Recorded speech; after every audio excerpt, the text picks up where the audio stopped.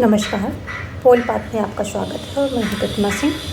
आज हम फिर से कुछ प्रश्नों की प्रैक्टिस करेंगे और आज की प्रैक्टिस का टॉपिक है हमारा तुलनात्मक राजनीति। सारे जो इम्पोर्टेंट पॉइंट हैं वो क्वेश्चन के थ्रू हम डिस्कस करेंगे। तो मैं आपसे ये उम्मीद करूँगी कि आप पेन पेपर लेके बैठे, जो भी आपको नया फैक्ट मिलता है, जो भी नई चीज़ यहाँ पर देखने को मिलती है वो आप नोट डाउन कर लें।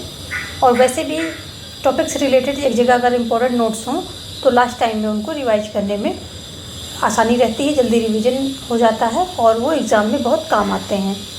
तो इसके अलावा जो ये मैराथन सीरीज़ में चला रही हूँ, तो इसके अलावा बाकी की प्लेलिस्ट भी डिस्क्रिप्शन में लगी हैं, तो वहाँ पर भी आप चेकआउट कर सकते हैं। बहुत सारी प्लेलिस्ट प्रैक्टिस की हैं, टॉपिक वाइज हैं और मैराथन की भी अलग से लगा रखी है। प्लस आप हमको टेलीग्राम पे ज्वाइन कर सकते हैं, लिंक डिस्क्रिप्शन में दिया गया है। और आप में पोल पाथ के नाम से जो यहाँ पर है पोल पाथ, इस नाम से भी टेलीग्राम पर जा कर के ज्वाइन कर सकते हैं। क्योंकि मैं जो पढ़ाती हूँ, तो जैसे कोर्स वीडियोस दिया, कोई कंटेंट दिया, तो उसका जो है PDF में अपलोड कर देती हूँ अपने टेलीग्राम पे PDF फॉर्म में, तो आप वहाँ से उसको अवेल कर सकते हैं। अभी हम MP वर्ग 1 के एग्ज़ाम के वजह से जो है पूरा फोकस हमारा प्रैक्टिस पर है, मैराथन दे रहे हैं। और जैसे ही एग्ज़ाम्स ख़त्म होते हैं, एग्ज़ाम हो जाता है, तो फिर वापस हम प्रैक्टिस और जो कंटेंट देते हैं, यानी कि कोर्स कंप्लीट करवा रहे हैं यहाँ पर पॉलिटिकल साइंस का, TGT, PGT और LT, तो इन सभी का कोर्स फिर से हम जो है कंप्लीट करवाने लग जाएंगे। तो आप यदि किसी भी टीचिंग एग्ज़ाम्स की तैयारी कर रहे हैं, पोल साइंस आपका सब्जेक्ट है, तो आप हमारे चैनल को ज्वाइन कर सकते हैं और सब्सक्राइब कर लीजिए और जो है अपने दोस्तों को भी शेयर कर दीजिए अगर कोई पॉलिटिकल साइंस से है तो। क्योंकि यहाँ पर मैं पॉल साइंस का फुल कोर्स करवाती हूँ, टीचिंग रिलेटेड जो एग्ज़ाम्स हैं उनका। मेरी सारी वीडियोस पाने के लिए आप जो है सब्सक्राइब करके बेल आइकन को प्रेस कर लें और बेल आइकन को प्रेस करके ऑल पे क्लिक कर लें, क्योंकि यहाँ पर टीचिंग से रिलेटेड सारे इंपॉर्टेंट कंटेंट निकलते हैं। तो सारी वीडियोस की नोटिफिकेशन आपको मिलते रहेंगे, सारी वीडियोस जो है आपको वहाँ पर दिखती रहेंगी। तो जो है नोटिफिकेशन अपना ऑन कर लें मेरी सारी वीडियोस पाने के लिए। तो चलिए देखते हैं आज का पहला क्वेश्चन क्या है। आते हैं अपने पॉइंट पर, टॉपिक पर। आमंड व पावेल द्वारा संरचनात्मक प्रकार्यात्मक का अनुप्रयोग निम्नलिखित में से किसका अनुप्रयोग था? जो आमंड पावेल ने संरचनात्मक प्रकार्यात्मक का अनुप्रयोग किया था वो किसका था? वो किसी के अनुप्रयोग लेकर के या किसी के अनुप्रयोग के ऊपर ही जो इन्होंने अनुप्रयोग किया था, तो किसका था? ईस्टर्न की राजनीतिक व्यवस्था का ढांचा या डाहल का बहुतंत्र या लुसियन पाई का आधुनिकीकरण सिद्धांत या रोस्टो का विश्वास के चरण का सिद्धांत, किसका था? रोस्टो का विकास के चरण का सिद्धांत। तो जो आमंड पावेल का संरचनात्मक प्रकारात्मक अनुप्रयोग था, ये ईस्टर्न की राजनीतिक व्यवस्था का जो ढांचा था, इसी के ऊपर जो है इनका इसी पर जो है इन्होंने अपना अनुप्रयोग किया था। ये जो है ईस्टर्न की राजनीतिक व्यवस्था ढांचे का अनुप्रयोग था, किसके द्वारा? आमंड पावेल के द्वारा। और आमंड ने जो ईस्टर्न के आगत निर्गत विश्लेषण को अधूरा माना था। इन्होंने जो ईस्टर्न का आगत निर्गत ये ढांचा था, विश्लेषण था, इसको इन्होंने अधूरा माना। और फिर क्या किया कि इनकी एक पुस्तक है the politics of developing areas, तो इसी में इन्होंने ये बताया कि आगत और निर्गत तत्व वस्तुतः राजनीतिक प्रणाली के कृत्य हैं। तो इन्होंने जो है इसको अधूरा मानते हुए अपना ये अनुप्रयोग किया था। और इनकी बुक देख लेते हैं आमंड पावेल की। आमंड पावेल की बुक कौन सी है? The politics of developing areas. The politics of developing areas, ये इनकी पुस्तक है। इसी में इन्होंने ये तर्क दिया था कि जो आमंड पावेल का है ये अधूरा है। ये बेसिकली क्या है? ये एक राजनीतिक प्रणाली के कृत्य हैं, तो ऐसा इन्होंने बोला था। तो तो यहाँ पर ऑप्शन जो है ए आपका सही हो रहा है। देखेंगे हम अगला क्वेश्चन क्या कह रहे हैं। अगला क्वेश्चन है लुसियन डब्ल्यू पाई की जो राजनीतिक विकास की अवधारणा की 3 प्रमुख विशेषताएं हैं कौन सी हैं? समानता, क्षमता, संरचनाओं का विभिन्नीकरण, या स्वतंत्रता, समानता, संरचनाओं का विभिन्नीकरण, या न्याय, समानता और क्षमता, या स्वतंत्रता, न्याय और क्षमता। क्या था? तो लुसियन पाई के अकॉर्डिंग क्या था? ये समानता, क्षमता और विभेदीकरण, ये इनकी जो है राजनीतिक विकास की अवधारणा की जो 3 विशेषताएं हैं क्या हैं? समानता, क्षमता और संरचना।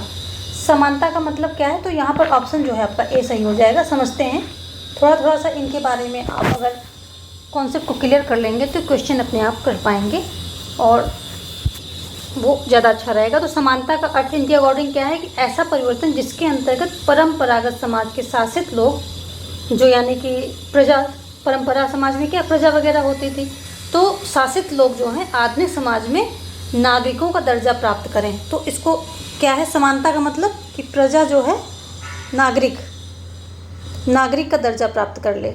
शॉर्ट में देखते हैं इसको, हम समराइज करेंगे। समराइज करने से ज़्यादा अच्छा समझ में आता है। तो इनके समानता का मतलब है कि प्रजाजन जो है नागरिक का दर्जा प्राप्त करने लगते हैं। और क्षमता का अर्थ ये होता है कि जब राजनीतिक आधुनिकीकरण होता है तो क्या होता है कि जो सार्वजनिक मामलों के प्रबंध, विवाद के नियंत्रण करने की जो तकनीकी होती है और जनसाधारण की नई जो मांगों का सामना करने की जो एबिलिटी होती है, तो वो राजनीतिक प्रणाली की एबिलिटी यानी कि क्षमता बहुत बढ़ जाती है। जैसे कि विवादों को नियंत्रण में लाने के लिए, नई मांगों का सामना करने के लिए, और जो सार्वजनिक ये मामलों के प्रबंध हैं, इन सब में क्या है राजनीतिक दक्षता जो है बढ़ जाती है, राजनीतिक प्रणाली की क्षमता बढ़ जाती है। तो अगर हम क्षमता की बात करें तो राजनीतिक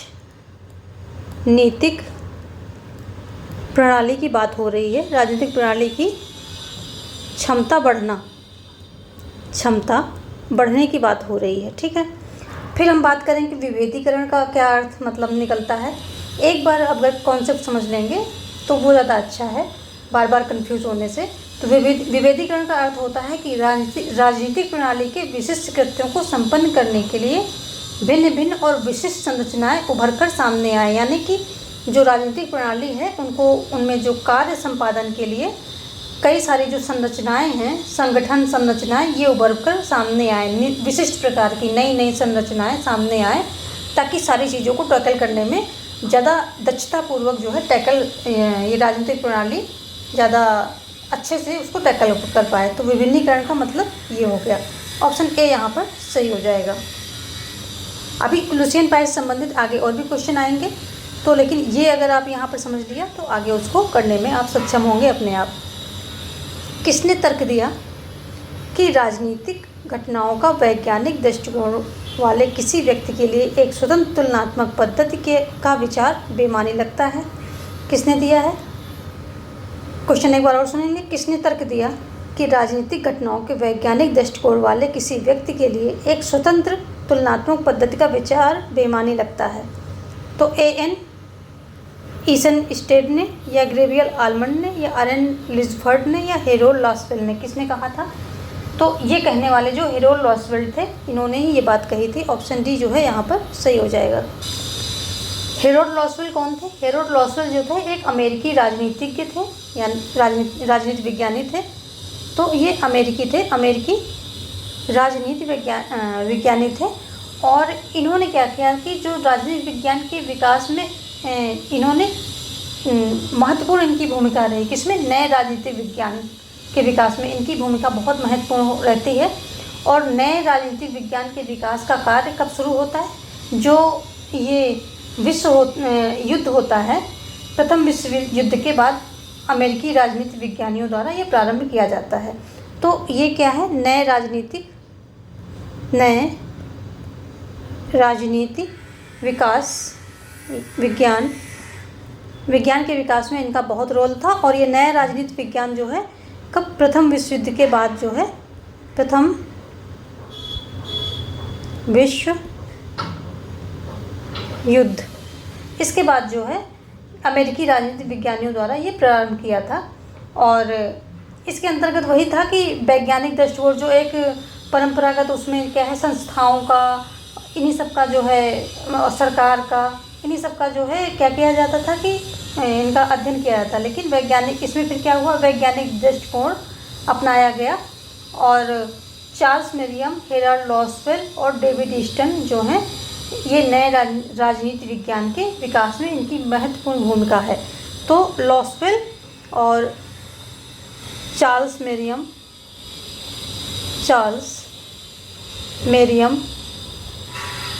लॉसवेल हो गए, चार्ल्स मेरियम हो गए और हो गए डेविड ईस्टन। इनका जो है नए राजनीतिक जो विकास में इनका महत्वपूर्ण भूमिका इन्होंने अदा की है। देखेंगे हम नेक्स्ट क्वेश्चन। यहाँ पर जो है ऑप्शन डी सही हो रहा है। अगला क्वेश्चन क्या है, आमंड और बरबा होगा, वर्षा नहीं होगा यहाँ पर, बरबा।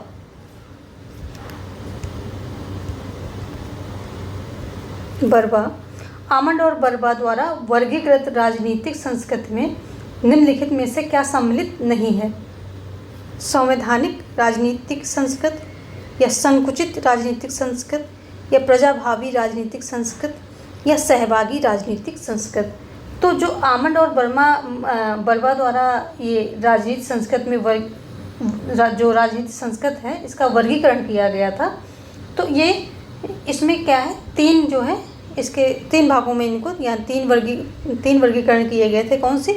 संकुचित राजनीतिक संस्कृति, प्रजाभावी राजनीतिक संस्कृति और सहभागी राजनीतिक संस्कृति। जो संवैधानिक राजनीतिक संस्कृति है इसका वहाँ पर कोई उल्लेख नहीं है। और संकुचित राजनीतिक संस्कृति की अगर हम बात करें तो ये जो अफ्रीकी देश वगैरह हैं यहाँ पर ये देखने को मिलती है। और प्रजाभावी की बात करें तो जो साम्यवादी राज्य हैं, देश हैं, वहाँ पर ये जो है ये उससे संबंधित है। प्रजाभावी को अधीनस्थ भी कहा जाता है, ध्यान रखना है आपको। अधीनस्थ दोनों वर्ड से पूछा जा सकता है, प्रजाभावी भी और अधीनस्थ भी। और जो सहभागी राजनीतिक संस्कृति है ये किसमें है? अमेरिका वगैरह में ये सब जो है देखने को मिलती है। तो ये जो है संकुचित राजनीतिक अफ्रीका जैसे देशों में, प्रजाभावी साम्यवादी देशों में, और सहभागी राजनीतिक संस्कृति ये अमेरिका जैसे देशों में देखने को मिलती है। तो ऑप्शन जो है यहाँ पर ए सही हो जाएगा। ये जो है इनके आमंड और वर्षा के वर्गीकृत में ये वाला संवैधानिक राजनीतिक संस्कृति नहीं है। आगे देखेंगे, ग्रेवियर ऑलमंड ने राजनीतिक व्यवस्था के लिए एक वैचारिक ढांचा तैयार किया। किसने? ग्रेवियर ऑलमंड ने। तो उनकी प्रणाली के अनुसार निम्नलिखित में से कौन सा राजनीतिक व्यवस्था की 4 विशेषताओं में से एक नहीं है? तो कौन सा नहीं है? सभी राजनीतिक प्रणालियों में समान राजनीतिक कार्य किए जाते हैं, सभी राजनीतिक संरचनाएं बहुक्रियाशील हैं, सभी राजनीतिक प्रणालियों में संरचनाएं होती हैं, एक प्रणाली के भीतर एकीकरण। तो इसमें जो है बताना है कि 4 विशेषताओं में से कौन सी एक नहीं है और किसके द्वारा? जो ग्रेवियर ऑलमंड के द्वारा। तो यहाँ पर जो है ऑप्शन डी, एक प्रणाली के भीतर एकीकरण, ये सही मतलब नहीं है। क्योंकि जो डेविड ईस्टन द्वारा क्या था, अभी भी हमने बात की कि जो निवेश निर्गत मॉडल दिया था ईस्टन ने, तो उसी के ऊपर जो है इनका अनुप्रयोग था। ऑलमंड का संरचनात्मक प्रकारात्मक मॉडल को इन्होंने प्रस्तुत किया था। जो ईस्टन की कमी थी, ये मानते थे कि ये अधूरा है, और ईस्टन की इसी कमी को दूर करने हेतु इन्होंने क्या किया था? संरचनात्मक प्रकारात्मक मॉडल को प्रस्तुत किया था। और इसमें क्या है, संरचना और प्रकार अर्थात प्रदेश, जो देश की अपनी एक राजनीतिक संरचना होती है और ये संरचनाएं क्या करती है? निश्चित कार्य करती हैं। तो ये सारी बातें इसमें दी गई थी। तो ऑप्शन जो है ए यहाँ पर नहीं आएगा। ऑप्शन डी जो है विशेषता नहीं, यही आपका आंसर हो जाएगा। देखेंगे हम नेक्स्ट क्वेश्चन। अगला क्वेश्चन कह रहा है कि राजनीतिक संस्कृति की अवधारणा का सबसे पहले प्रयोग जो है निम्नलिखित में से किसने किया था? तो राजनीतिक संस्कृति ये एक अवधारणा है और इसका प्रयोग जो है सबसे पहले किसने किया था? जी ऑलमंड ने, या जी बी पावेल ने, या के ड्यूस ने, या लुशियन पाई ने। तो अभी अभी हमने बात की कि जो है राजनीतिक संस्कृत किसने किया था। ये थे ऑमन थे, इन्होंने किया था। तो जी ऑमन यहाँ पर सही आंसर हो जाएगा। और इन्होंने ही सबसे पहले जो है इस अवधारणा का प्रयोग किया था। और इनका जो एक लेख था कंपैरेटिव पॉलिटिक्स सिस्टम, इसी में जो है इन्होंने राजनीतिक उपप्रणाली और जो है राजनीतिक उपसंस्कृत, दो स्वतंत्र अध्ययन का विषय इन्होंने बनाया था। इन दोनों को क्या किया था कि एक स्वतंत्र अध्ययन का विषय बना दिया था। तो और इन्हें क्या है, राजनीतिक प्रणाली तथा राजनीतिक संस्कृत के नाम से जाना जाता है। तो राजनीतिक संस्कृत क्या है, जो जी ऑमन के द्वारा सबसे पहले जो है प्रयोग की गई थी। कहाँ प्रयोग की गई थी? जो कंपैरेटिव पॉलिटिक्स सिस्टम है इसमें की गई थी। तो ये देख लेते हैं कहाँ, कंपैरेटिव पॉलिटिक्स सिस्टम, यहाँ पर जो है ये प्रयोग की जाती है। और इसी में जो है जो राजनीतिक उपप्रणाली और उपसंस्कृत को एक क्या कर दिया कि स्वतंत्र अध्ययन का विषय बना दिया था। तो ये बात जो है ऑमन से जुड़ी हुई है। देखेंगे हम आगे। अगला है आधुनिकीकरण और क्षय के सिद्धांत की धारणा निम्नलिखित में से किसकी है? एल पाई की है, यानी कि लुसियन पाई की है, या लिप्सेट की है, या हंटिंगटन की है, या रोस्टो की है। तो ये जो है हंटिंगटन महोदय की है। ऑप्शन सी जो है यहाँ पर सही हो जाएगा। और ये बताते हैं कि राजनीतिक विकास और आधुनिकीकरण का सीधा संबंध है। और ये जो है बताते हैं कि राजनीतिक विकास के मुख्य लक्षण जो है राजनीतिक व्यवस्था है। और इस जो राजनीतिक व्यवस्था में मुख्य बाधा क्या होती है? जब राजनीतिक अव्यवस्था पैदा होती है तो उसमें बाधा उत्पन्न होती है। और उसे ही इन्होंने क्या कहा, राजनीतिक ह्रास या क्षय का सिद्धांत बोला है। इसको राजनीतिक ह्रास इसका जो है कहा है। और इनके अनुसार क्या है कि राजनीति की मूल समस्या यह है कि किसी देश में जिस गति से सामाजिक और आर्थिक परिवर्तन होता है उसकी तुलना में राजनीतिक संस्थाओं का विकास पीछे रह जाता है। और इसी कारण जो है जब राजनीतिक सहभागिता और राजनीतिक संस्था निर्माण जो है साथ साथ चल सके तो राजनीतिक ह्रास को रोका जा सकता है। यानी कि अगर जो आर्थिक और सामाजिक विकास के साथ साथ जो राजनीतिक संस्थाओं का विकास भी होता रहे तो राजनीतिक ह्रास को रोका जा सकता है, ये इन्होंने बताया है। तो आधुनिकीकरण और क्षय के सिद्धांत की धारणा किससे है? हंटिंगटन से है। तो ये इनकी जो है मेन कॉन्सेप्ट था इसके पीछे, वो हमने समझ लिया। चलेंगे आगे। वीडियो को लाइक कर दीजिए। आपके लाइक करने से हमें बहुत एनर्जी मिलती है आगे कंटेंट लाने में। आपके सब्सक्रिप्शन से आप सब्सक्राइब करते हैं तो भी मुझे एनर्जी मिलती है कि लोग जो है हम जो टीचिंग कर रहे हैं, जो हम आपको बता रहे हैं, लोग उस तरीके को, उस कंटेंट को पसंद कर रहे हैं। तो मुझे एनर्जी मिलती है और अच्छा कंटेंट बनाने की। अगर आपकी तरफ से रिस्पॉन्स नहीं आता है तो मुझे लगता है कि मेरा काम पता नहीं आप लोगों को पसंद आ रहा है या नहीं। तो आपका लाइक और आपका सब्सक्रिप्शन बहुत ज़रूरी है हमारे लिए आगे जो है काम करने के लिए, और वहीं से हमको एनर्जी मिलती है आगे बढ़ने की। अगर आपका रिस्पांस बंद हो जाता तो हमारी एनर्जी भी डाउन हो जाती है, लगता है बस अब स्टॉप करो। तो इस चीज़ में जो है आप कंजूसी ना करें, हमें जो है फ्यूल मिलता रहेगा तो हम कुछ करते रहेंगे आपके लिए। चलिए आगे देखेंगे। निम्न में से कौन सा राजनीतिक सामाजिकरण का एक अभिकरण नहीं है? तो यहाँ अभिकरण की बात हो रही है, राजनीतिक सामाजिकरण के अभिकरण की बात हो रही है। राजनीतिक प्रतीक, परिवार, राजनीतिक दल, कोई नहीं। तो कौन सा है यहाँ पर? यहाँ पर जो है ऑप्शन डी सही हो जाएगा, कोई नहीं। क्योंकि जिस प्रक्रिया द्वारा व्यक्ति राजनीति के प्रति अपना ज्ञान प्राप्त करता है उसी प्रक्रिया को क्या कहते हैं कि राजनीतिक सामाजिकरण कहते हैं।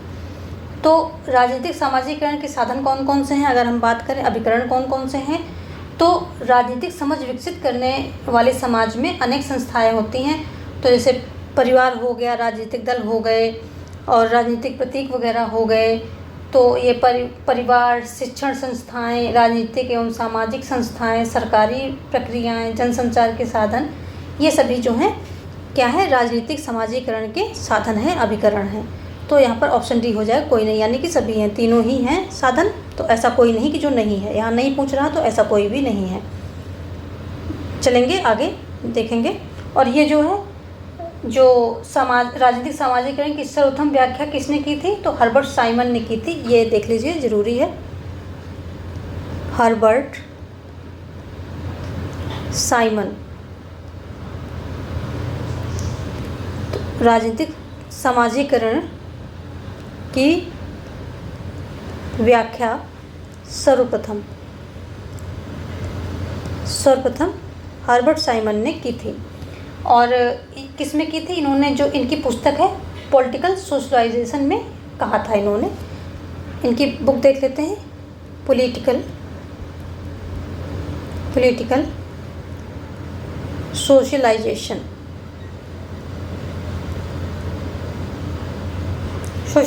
में इन्होंने जो है ये बातें अपनी बताई थी कि कैसे कैसे राजनीतिक समाजीकरण होता है और इसके साधन क्या हैं। चलिए आगे देखेंगे। ये इनकी पुस्तक हो गई। हर्बर्ट साइमन ने सर्वप्रथम व्याख्या की थी राजनीतिक समाजीकरण के। अगला क्वेश्चन कह रहा है कि a system analysis of political life के लेखक कौन है। A system analysis of political life के लेखक का नाम पूछ रहे हैं।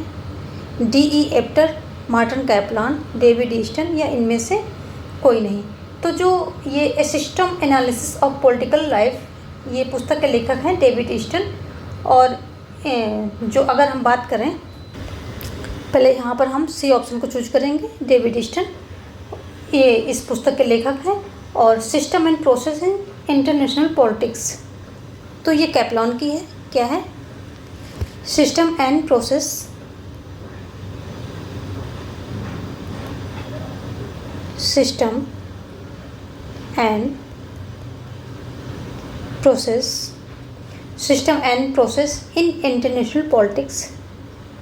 in international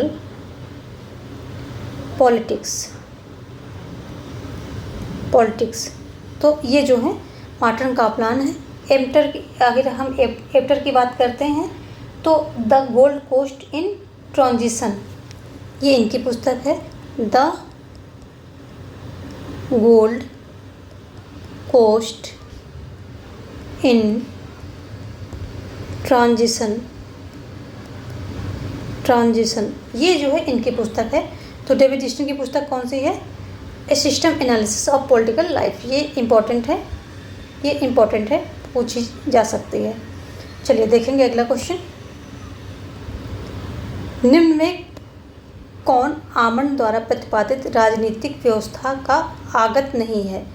तो कौन सा जो है, जो आमंड द्वारा प्रतिपादित किया गया था, तो उसका आगत कौन नहीं है?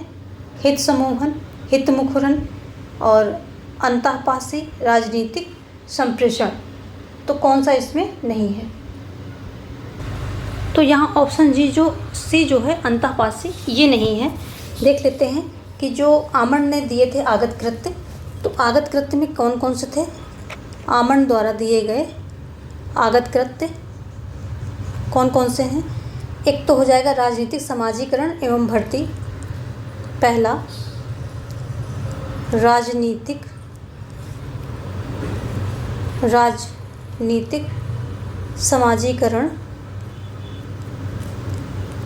समाजीकरण एवं भर्ती, ये हो गया।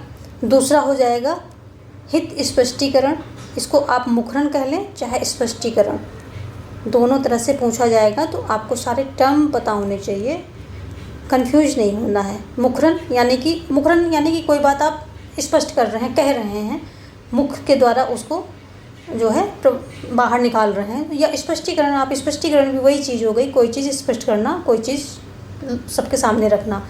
और दूसरा है हित समूहन, तो ये हित समूहन हो गया। तीसरा मतलब ये हो गया, दूसरा ये हो गया, पहला हमने दे दिया, तीसरा ये हो गया। और चौथा क्या हो गया? राजनीतिक संप्रेषण, चौथा ये हो गया राजनीतिक संप्रेषण, ये हो गया। तो ये जो है 4 आगत कृत्य हैं। चलिए हम निर्गत कृत्य की बात कर लेते हैं। यहाँ पर ये सभी इम्पोर्टेंट हैं, एक बार इनको अच्छे से देख लीजिए तो आपके सारे क्वेश्चन सॉल्व होते रहेंगे। कौन कौन से हैं? नियम निर्माण, नियम निर्माण, फिर नियम अनुप्रयोग, नियम अनुप्रयोग, अनुप्रयोग, उसके बाद आता है नियम अधिनिर्णय, नियम अधिनिर्णय। तो देखिए ये आगत कृत्य हो गए। आगत कृत्य चार प्रकार के होते हैं। अगर हम निर्गत कृत्य की बात करें तो ये कितने, 3 प्रकार के होते हैं, 1, 2 और 3। ठीक है, तो ये होते हैं। चलिए अब हम देखेंगे अगला क्वेश्चन। यहाँ पर जो है सी अंतापासी नहीं होगा, क्योंकि अभी तो हमने सारा देख ही लिया है ना। 4 ये होते हैं, 3 ये होते हैं, तो ये तो होता ही नहीं है। चलिए आगे देखेंगे हम। ग्रेवियल ऑमंड के द्वारा प्रस्तुत राजनीतिक संस्कृति के त्रिस्तरीय विभाजन में निम्न में से कौन सम्मिलित नहीं है? तो जो ग्रेवियल ऑमंड द्वारा प्रस्तुत राजनीतिक संस्कृति की अभी हमने बात की थी, इसमें कौन सम्मिलित नहीं है? अभिजात्य वर्गीय राजनीतिक संस्कृति, संकीर्ण राजनीतिक संस्कृति, अधीनस्थ राजनीतिक संस्कृति या सहभागी राजनीतिक संस्कृति, कौन जो है सम्मिलित नहीं है? तो ऑप्शन ए यहाँ पर सही होगा। अगर आपने इसके पहले वाला एक्सप्लेनेशन जो है, जो हमने व्याख्या की, उसको अच्छे से सुना है तो आपने आंसर जो है टिक कर लिया होगा। जो ऑप्शन ए है ये नहीं आएगा इसमें। क्यों नहीं आएगा? क्योंकि बाकी के जो तीनों हैं ये जो है सम्मिलित हैं किसमें? जो ग्रेवियल ऑमंड के द्वारा प्रस्तुत राजनीतिक संस्कृति की त्रिस्तरीय विभाजन है उसमें यही तीनों हैं। इसको याद कर लीजिए, बाकी सब अपने आप से एग्रीगेट हो जाएगा। चलिए आगे देखेंगे। यहाँ पर ऑप्शन ए सही हो जा रहा है। आगे देखेंगे। लुसियन डब्ल्यू पाई ने राजनीतिक विकास में संकट की कुछ अवस्थाएं बताई, निम्न में से कौन उस संकटावस्था से संबंधित नहीं है? इयत्ता संकट, औचित्य का संकट, वितरण का संकट या मूल्य का संकट, कौन सा जो है संबंधित नहीं है? तो इसमें जो है ऑप्शन डी यहाँ पर सही हो रहा है, जो लुसियन पाई के अकॉर्डिंग मूल्य का संकट।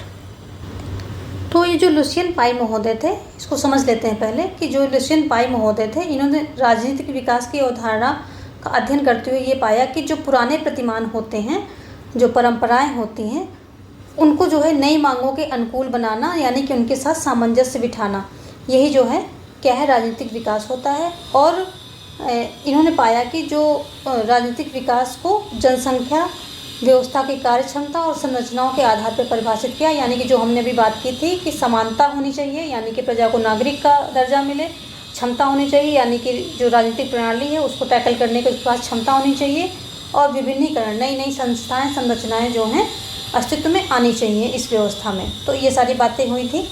और फिर क्या हुआ था कि राजनीतिक विकास में संकट की कुछ अवस्थाएं भी इन्होंने क्या की, नोटिस की। कौन कौन सी?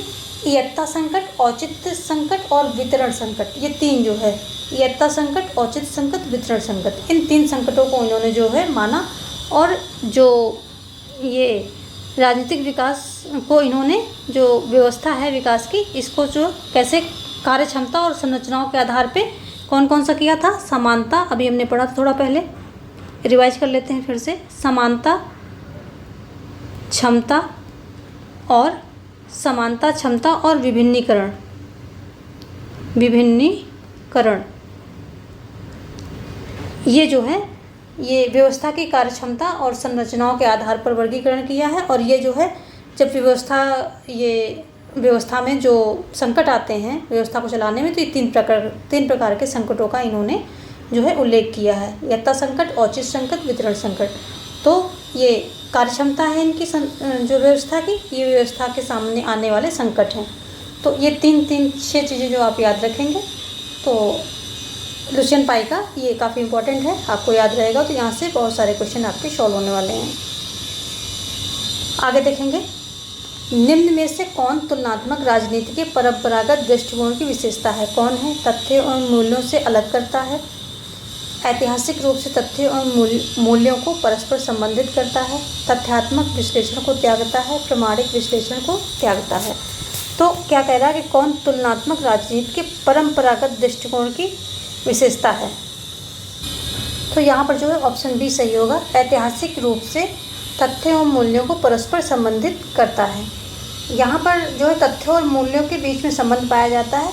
हालांकि जो मूल्य और आदर्श है इनकी अधिकता पाई जाती है और तथ्यों की न्यूनता पाई जाती है। मतलब तथ्य यहाँ पर कम होते हैं और मूल्य और आदर्श ज़्यादा होते हैं।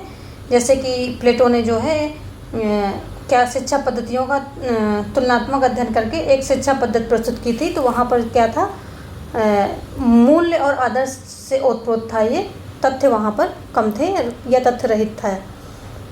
तो ये देखेंगे अगला क्वेश्चन हम क्या कह रहा है। डेविड ईस्टन की राजनीतिक प्रणाली की दृढ़ता की अवधारणा मूल रूप से निम्न में से किस विषय से ली गई है? जैविक विज्ञान से, भौतिक विज्ञान से, संचार विज्ञान से या सामाजिक विज्ञान से? तो डेविड ईस्टन की जो राजनीतिक प्रणाली की दृढ़ता की अवधारणा है वो मूल रूप से जो है जैविक विज्ञान से ली गई है। तो ये इनका यही मानना है कि ये कहते हैं कि मानव शरीर के समस्त अंग एक दूसरे से संबंध होते हैं, वैसे ही समाज की सभी संस्थाएं एक दूसरे से संबंध हैं।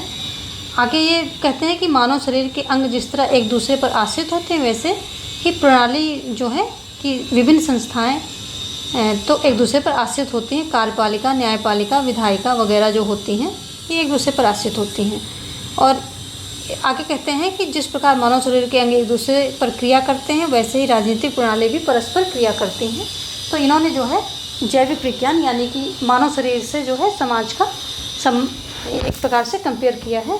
तो जैविक विज्ञान इससे संबंधित है। ये राजनीतिक प्रणाली की दृढ़ता किससे संबंधित है? जैविक विज्ञान से संबंधित है। अगर इसको घुमा करके पूछते कि मतलब मानव शरीर से, तो वहाँ पर भी आप टिक करेंगे। अगर कुछ मानव शरीर का एग्जाम्पल देता है तो वहाँ पर भी आप टिक कर देंगे। इसलिए थोड़ा सा उसके बारे में बता दिया मैंने।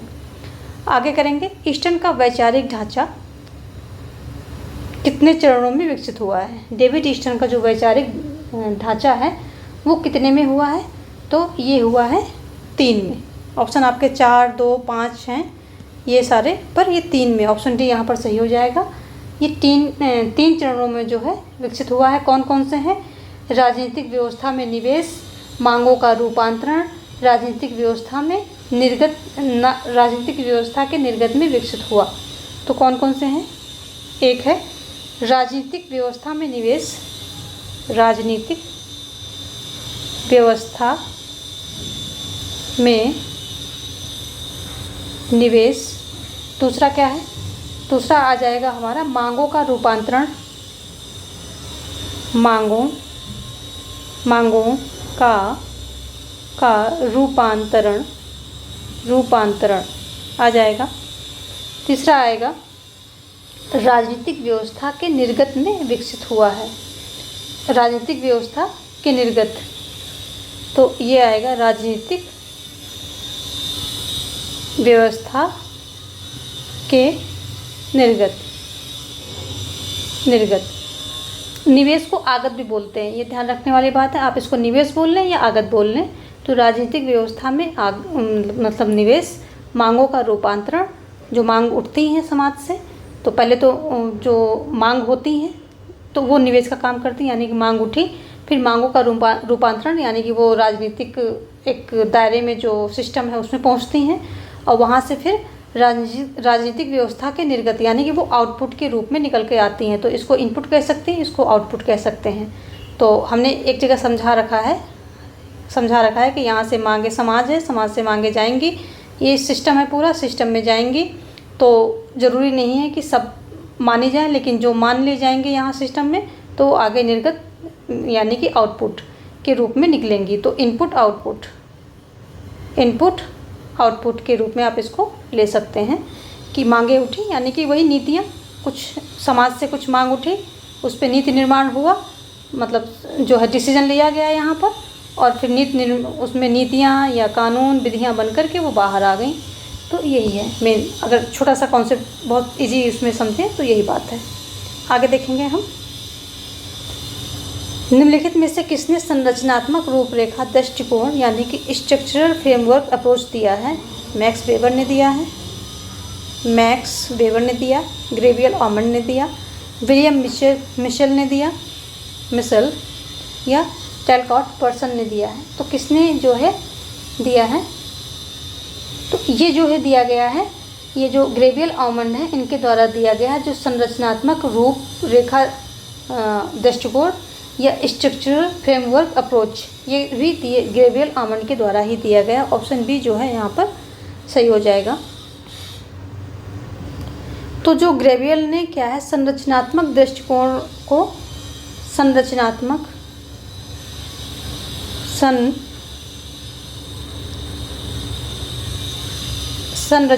दृष्टिकोण जो है गैब्रियल का, इसे क्या बोला जाता है, इसे एक और नाम से जाना जाता है। दृष्टिकोण को किस नाम से जानते हैं, यंत्रवत दृष्टिकोण भी कहा जाता है। दृष्टिकोण को यंत्रवत दृष्टिकोण भी कहते हैं। तो ये जो है ध्यान रख लेना है कि संरचनात्मक दृष्टिकोण को यंत्रवत दृष्टिकोण भी कहते हैं। किसके, जो आमंड ने दिया है, structural framework approach. Option B यहाँ पर सही हो जाएगा। आगे हम देखेंगे अगला क्वेश्चन, तुलनात्मक राजनीति में प्रयोगात्मक पद्धति का विकल्प क्या है? केस स्टडी विधि या सत्ता मीमांसा विधि या सांख्यिकीय विधि या अनुभवजन्य विधि, कौन सा है? तो ये भी जो है सांख्यिकीय विधि द्वारा तुलनात्मक राजनीति में प्रयोगात्मक पद्धति का विकल्प क्या है? सांख्यिकीय विधि। ऑप्शन जो है सी यहाँ पर सही हो जाएगा। तो इसको कैसे आप रिलेट करेंगे कि ये क्या होता है, जो ये तुलनात्मक राजनीति होती है ये तथ्य आधारित होती है। तो जो आपके पास उपस्थित जो ऑप्शन है, तो इसमें जो सांख्यिकीय विधि है ये भी तथ्य आधारित होती है, इसका भी निष्कर्ष जो है तथ्य आधारित होता है। तो इसलिए इन दोनों में संबंध बन रहा है कि विकल्प क्या है। तो ये सांख्यिकीय विधि ये भी तथ्य आधारित होती है और तुलनात्मक जो प्रयोगात्मक विधि का आशय है वैज्ञानिक पद्धति से। तो ये भी क्या होता है, ये भी इस पद्धति में भी क्या होता है कि विषय पर जो निष्कर्ष निकाला जाता है, इस पद्धति का प्रयोग करके जो निष्कर्ष निकाला जाता है वो तथ्य आधारित होता है। तो सांख्यिकीय विधि और तुलनात्मक ये प्रयोगात्मक पद्धति में यहाँ ये मेल हो रहा है कि दोनों के निष्कर्ष जो है तथ्य आधारित होते हैं, तथ्य आधारित होते हैं, इसलिए ये विकल्प है इसका। और तुलनात्मक राजनीति विज्ञान का जनक किसे माना जाता है? तो जनक हैं अरस्तु, सभी को पता होगा। तुलनात्मक राजनीति का जनक जो है कौन है? अरस्तु हैं। इन्होंने 158 संविधानों का तुलनात्मक अध्ययन करके एथेंस के संविधान की जो है रचना की थी। तो जनक जो हैं अरस्तु हैं। चलिए देखेंगे यहाँ पर ऑप्शन सी सही हो जाएगा। आगे अगला क्वेश्चन क्या है, डेविड ईस्टन ने राजनीति के अपने वैचारिक ढांचे में एक राजनीतिक व्यवस्था की विशेषता की पहचान की, निम्नलिखित में से कौन सा उन विशेषताओं में से एक नहीं है? इकाइयाँ और सीमाएं, एक प्रणाली के भीतर भेदभाव, इनपुट और आउटपुट, प्रणाली के भीतर अंतर संबंध। तो यहाँ पर जो है ऑप्शन डी सही हो जाएगा, प्रणाली के भीतर अंतर संबंध। जो डेविड ईस्टन का है ये प्रणाली विश्लेषण कह लें, यह राजनीतिक प्रणाली की रूपरेखा मॉडल, इसको क्या है आगत निर्गत के नाम से भी जाना जाता है। और आगत के अंतर्गत मांग और समर्थन होता है। जैसे जो आगत होता है, आगत के अंतर्गत क्या क्या चीज़ें आती हैं? मांग, कोई चीज़ की मांग उठी, मांग और समर्थन, ये दो चीज़ आती हैं जो डेविड ईस्टन का है आगत निर्गत। और अगर हम निर्गत की बात करें, निर्गत की जो डेविड ईस्टन का निर्गत है, तो इस निर्गत के अंतर्गत क्या आता है कि इसमें जो है निर्णय और नीतियों को रखा गया है। तो जो निर्णय आते हैं बन करके, निर्णय और नीतियाँ, ये दो चीज़ें रखी गई हैं। तो आप इसको चाहे आगत निर्गत कह लें, चाहे राजनीतिक व्यवस्था का जो मॉडल है इनके दिया गया प्रणाली विश्लेषण मॉडल कह लें, या राजनीतिक प्रणाली की रूपरेखा मॉडल कह लें, ये दोनों नाम से ही इसको जानते हैं। आगत निर्गत से ज़्यादा बल्कि ये बोला जाता है, तो दोनों से ही जानते हैं इसको। और ये बताते हैं कि जो राजनीतिक प्रक्रिया एक बंद दायरे में कार्य नहीं करती है, ये सामाजिक प्रक्रिया से जुड़ी रहती है, यानी कि ये खुली प्रणाली है, यानी कि राजनीतिक प्रणाली को खुली प्रणाली बताया है। तो ये एक पॉइंट है यहाँ पर।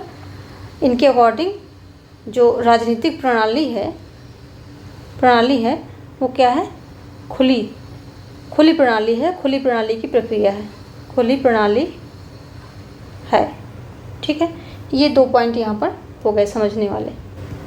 तो यही बातें हैं यहाँ पर कि इन्होंने क्या किया है कि प्रणाली को खुली बताया है और बोला है कि सामाजिक प्रक्रिया से, ये जो राजनीतिक प्रक्रिया है ये सामाजिक प्रक्रिया से जुड़ी रहती है, यानी कि प्रणाली के भीतर अंतर संबंध रहते हैं। चलिए आगे देखेंगे हम। अगला क्वेश्चन क्या कह रहा है, निम्नांकित में से कौन संस्थावादी दृष्टिकोण के अग्रणी है? James Bryce, A.V. Dicey, R.C. मैक्रिडिस या कार्ल जे फ्रेडरिक, कौन है? तो इसमें कौन जो है संस्थावादी दृष्टिकोण के कौन कौन से अग्रणी थे? तो इसमें ऑप्शन है आपके पास 1, 2, 3, 1, 2, 4, 1, 3, 4 या 1, 2, 4, कौन कौन से हैं? तो यहाँ पर ऑप्शन जो है आपका बी सही हो रहा है, 1, 2 एंड 4, 1, 2 एंड 4 ये सही हो रहा है, यानी कि James Bryce, A.V. Dicey and Carl J Friedrich ये जो हैं किसके हैं? संस्थावादी दृष्टिकोण के अग्रणी थे, यानी कि इसमें इनका काफ़ी जो है रोल था। तो ये तीनों क्या है? ये संस्थावादी दृष्टिकोण के अग्रणी समर्थक हैं। संस्थावादी दृष्टिकोण के बारे में अगर हम बात करें तो ये ऐसा उपागम है कि जिसमें राज्य के विभिन्न संस्थाओं संगठन की जो है भूमिका का अध्ययन किया जाता है कि राज्य की संस्थाएं संगठन क्या क्या कार्य करती हैं। तो संस्थाओं और संगठनों का क्या है? अध्ययन किया जाता है। तो अध्ययन किसका होता है? संस्थाओं संगठनों का अध्ययन किया जाता है। इसमें जो मानवीय व्यवहार है, यानी कि जो मनुष्य के राजनीतिक व्यवहार की उपेक्षा की जाती है, उनका अध्ययन नहीं किया जाता। जैसे कि मतदान व्यवहार के बारे में, लोगों के मतदान के बारे में क्या राय है, ये सब ऐसा कुछ प्रस्तुत नहीं करता है। तो इसमें जो औपचारिक संगठन हैं बनाए गए हुए, उनकी संस्थाओं की उनका अध्ययन होता है।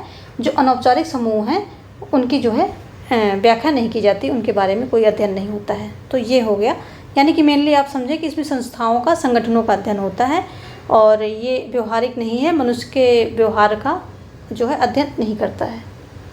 संस्थागत उपागम आगे देखेंगे। नामी से पता चल रहा है कि वो संस्थाओं के संबंधित है।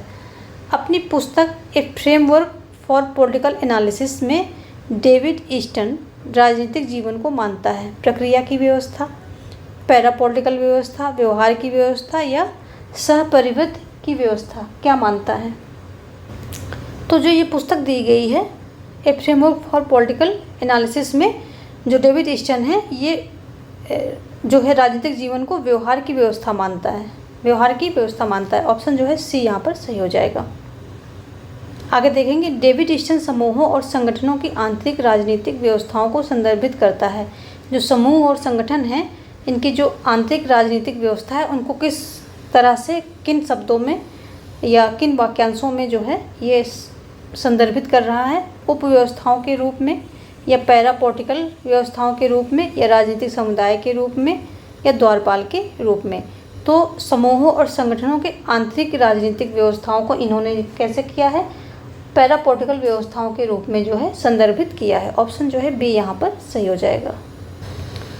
अगला देखेंगे क्वेश्चन क्या कह रहा है, निम्नांकित में से किसने चार्ल्स मेरियम को राजनीति के लिए मनोविज्ञान के महत्व को समझने वाले पहले राजनीतिक विज्ञानों में, जो राजनीतिक वैज्ञानिक थे उनमें प्रथम माना है? तो एल लावेल ने माना या ग्राहम वालेस ने माना है या जॉर्ज कैटलिन ने या हेराल्ड लॉसवेल ने, किसने माना है? तो ये जो है हेराल्ड लॉसवेल ने ही चार्ल्स मेरियम को जो है राजनीति के लिए मनोविज्ञान के महत्व को समझने वाला, राजनीति के लिए जो है मनोविज्ञान के महत्व को समझने वाला प्रथम राजनीतिक वैज्ञानिक माना है। किसने? लॉसवेल ने। तो यहाँ पर जो है लॉसवेल, डी ऑप्शन यहाँ पर सही हो जाएगा। यहाँ ध्यान देने वाली बात है कि जो लॉसवेल कौन थे? चार्ल्स मेरियम के शिष्य थे। चार्ल्स मेरियम के शिष्य थे कौन? हेरोल्ड लॉसवेल, ठीक है।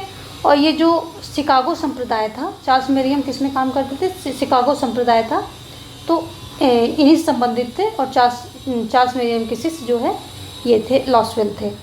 और अगर हम इनकी देखें, लॉसवेल की प्रमुख कृतियाँ देख लेते हैं, काफ़ी पूछी जाती हैं।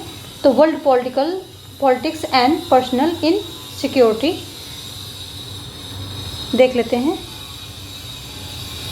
World politics,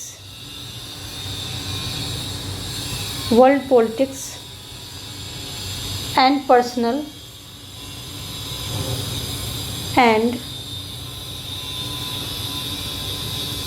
personal insecurity in security, ये हो जाएगा। दूसरी जो है वर्ल्ड रिवोल्यूशनरी प्रोपोगेंडा है, और एक इनकी जो सबसे फेमस बुक्स है वो who gets what when how, ये देख लीजिए आप, ये जो है इम्पोर्टेंट है। हु गेट्स, इसको आप हिंदी में लिख लेंगे, what when how, what when how, ये इनकी काफ़ी फेमस पुस्तक है।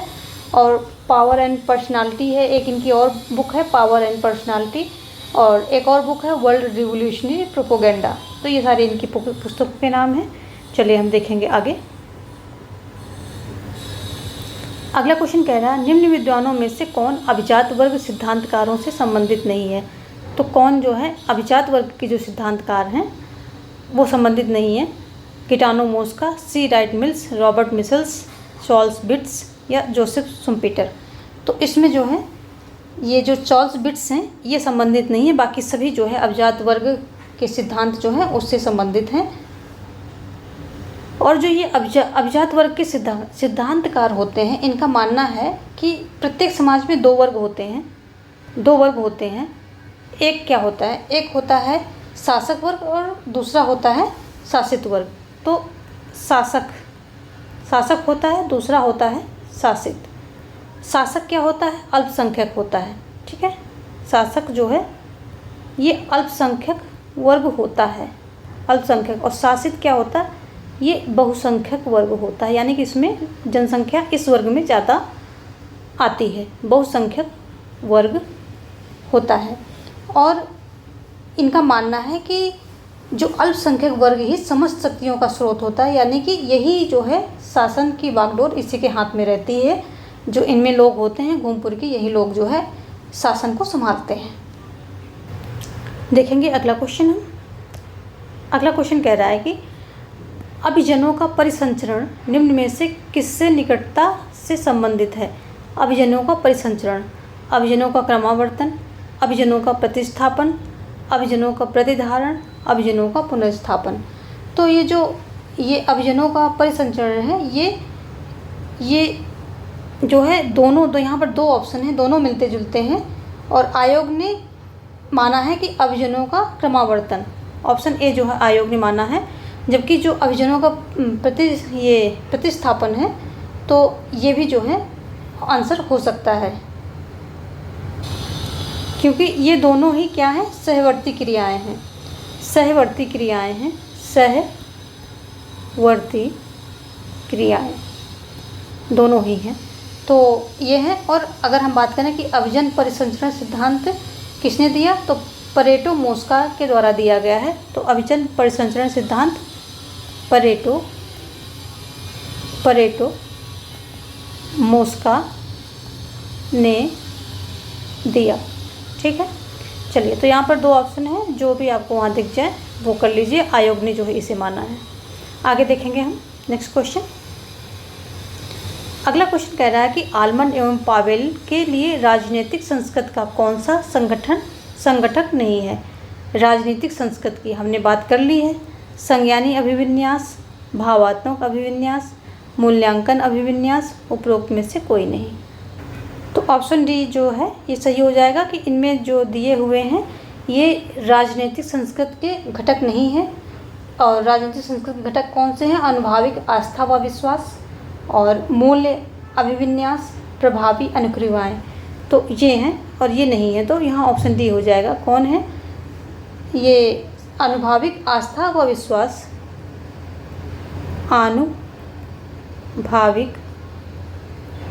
अनुभाविक आस्था एवं विश्वास, ये है राजनीतिक संस्कृत का एक घटक। दूसरा क्या है, प्रभावी अनुक्रियाएं या मूल्य अभिविन्यास कह लें, मूल्य मूल्य और मूल्यांकन में बहुत अंतर होता है, ठीक है।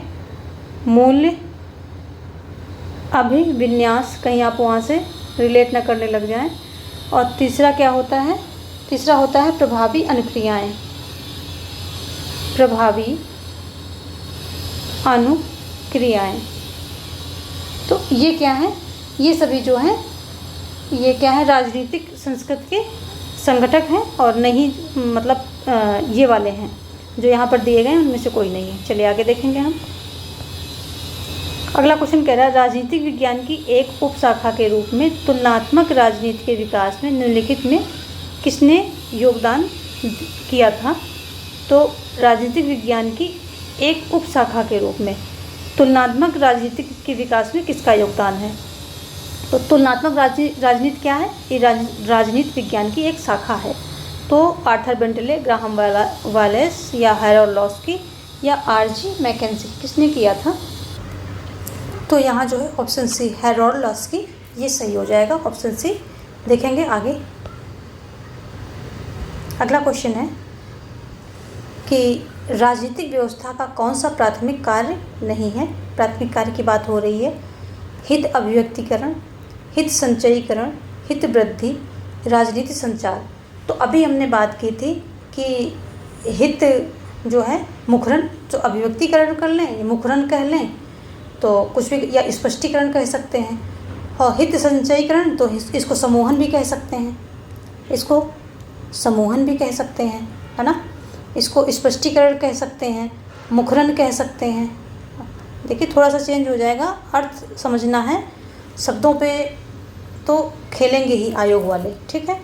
हित वृद्धि और राजनीतिक संचार, तो हमने अभी भी बात की थी कि ये तीनों रहेंगे। साथ में एक और रहेगा कि राजनीतिक समाजीकरण एवं भर्ती। चौथा हमने बताया था ना कि राजनीतिक समाजीकरण एवं भर्ती। तो यहाँ पर कौन सा? सी ऑप्शन जो है ये नहीं आ रहा है। 4 हैं प्राथमिक कार्य, ऑप्शन सी जो है यहाँ पर नहीं है। चलिए आगे देखेंगे हम। अगला क्वेश्चन क्या कह रहा है कि अल्पतंत्र का लौह नियम सिद्धांत किसने दिया है? मोस्का ने दिया, मिसेल्स ने दिया, या मोस्का, मिसेल्स या परेटो या लासवेल? परेटो या लासवेल, किसने दिया है? तो जो अल्पतंत्र का लौह नियम का सिद्धांत है ये मिसेल्स के द्वारा दिया गया, ऑप्शन बी जो है यहाँ पर सही हो जाएगा। और मिसेल्स की रचना जो पॉलिटिकल पार्टीज़ में उन्होंने जर्मन समाजवादी दल का अध्ययन किया है। तो इसमें जो है मेनली वही कहा जाता है कि ये भी वही कहते हैं कि दो जो है समाज में 2 वर्ग होते हैं, एक शासित होता है, एक शासक होता है। और शासन की जो सत्ता की बागडोर हमेशा जो है शासक वर्ग में होती है। जो शासक वर्ग होता है वही जो है घूम फिर के उन्हीं लोगों में सत्ता जो है चलती रहती है। जो शासित वर्ग होता है वो हमेशा शासित ही रह जाता है, उसके हाथ में कभी सत्ता आती नहीं है। तो 2 वर्ग होता है, एक शासक और एक शासित, ये हो गया। और इनकी बुक की बात करें तो पॉलिटिकल पार्टीज़, मिसेल्स की बुक की बात करें तो पॉलिटिकल पार्टीज़, ये इनकी जो है पुस्तक का नाम है, पुस्तक। चलिए आगे देखते हैं। यहाँ पर ऑप्शन बी जो है सही हो रहा है। अगला क्वेश्चन है कि द्वितीय विश्व युद्ध के उपरांत तुलनात्मक राजनीति के अध्ययनकर्ताओं के समक्ष आमंड ने जो नए उद्देश्य रखे उनमें सम्मिलित नहीं है विस्तृत विचार क्षेत्र की खोज, यथार्थवाद की खोज, सुनिश्चितता की खोज या संस्थावाद की खोज। तो यहाँ पर भी ऑप्शन जो संस्थावाद की खोज है इसका ये जो है उद्देश्य नहीं रखा था, बाकी तीनों ये रखे थे इन्होंने। आगे देखेंगे हम नेक्स्ट क्वेश्चन। तुलनात्मक राजनीति के अध्ययन में इतिहासवाद के पतन का कारण नहीं था, यानी कि जो तुलनात्मक राजनीति के अध्ययन में इतिहासवाद के पतन का कारण कौन सा नहीं था? सांस्कृतिक परमवाद, प्रत्यक्षवाद या दार्शनिक बहुलवाद या सांस्कृतिक सापेक्षवाद। तो ऑप्शन जो है ए यहाँ पर सही हो जाएगा। तुलनात्मक राजनीति के अध्ययन में जो सांस्कृतिक परमवाद है ये इतिहासवाद के पतन का कारण जो है नहीं था। ऑप्शन ए जो है यहाँ पर सही हो जाएगा। देखेंगे अगला क्वेश्चन हम। अगला है तुलनात्मक अध्ययन में अरस्तू की कौन सी विधि थी? मानक, परंपरागत, वैज्ञानिक या सैद्धांतिक? तो जो ये तुलनात्मक अध्ययन थी इसमें अरस्तू की विधि थी वैज्ञानिक, ऑप्शन सी जो है यहाँ पर सही हो जाएगा। और इन्होंने जो है इसी पद्धति में तुलनात्मक अध्ययन में जो है अरस्तु ने वैज्ञानिक विधि का अनुसरण किया था और इन्होंने क्या किया था कि 158 संविधानों का तुलनात्मक अध्ययन किया था। ये इनका कार्य जो है उल्लेखनीय है कि इन्होंने जो है 158 संविधानों का जो है इन्होंने तुलनात्मक अध्ययन किया था, तुलनात्मक अध्ययन किया था, इसलिए इनको तुलनात्मक राजनीति का जनक कहा जाता है। आगे देखेंगे हम नेक्स्ट क्वेश्चन। अगला क्वेश्चन कह रहा है कि राजनीतिक समाजीकरण के संबंध में निम्नलिखित में से कौन सा एक सही है। यह एक निरंतर प्रक्रिया है, यह प्रक्रिया प्रत्येक समाज में नहीं होती, यह एक प्राचीन धारणा है, या उपरोक्त सभी। तो कौन सा जो है इसमें एक सही है ये बताना है। तो सामाजिक समाजीकरण के संबंध में जो यह एक निरंतर प्रक्रिया है ये सही है, ऑप्शन ए जो है यहाँ पर सही हो जाएगा। और ये जो है राजनीतिक समाजीकरण है क्या, समझ लेते हैं थोड़ा सा इसको। जो मूल्य होते हैं तो उसका जो राजनीतिक मूल्य होते हैं ये एक पीढ़ी से दूसरी पीढ़ी में स्थानांतरण इनका होता रहे, तो मतलब ट्रांजैक्शन होता रहे मूल्यों का एक पीढ़ी से दूसरी पीढ़ी में, यही जो है राजनीतिक समाजीकरण है। और ये एक निरंतर चलने वाली प्रक्रिया है क्योंकि एक पीढ़ी से दूसरी पीढ़ी में लगातार चीज़ें स्थानांतरित होती रहती हैं, तो ये निरंतर चलने वाली प्रक्रिया है। और अगर बात करें कि राजनीतिक समाजीकरण शब्द का प्रथम प्रयोग किसने किया था, इस शब्द का प्रथम प्रयोग की बात करें, प्रथम प्रयोग तो ये किए थे H.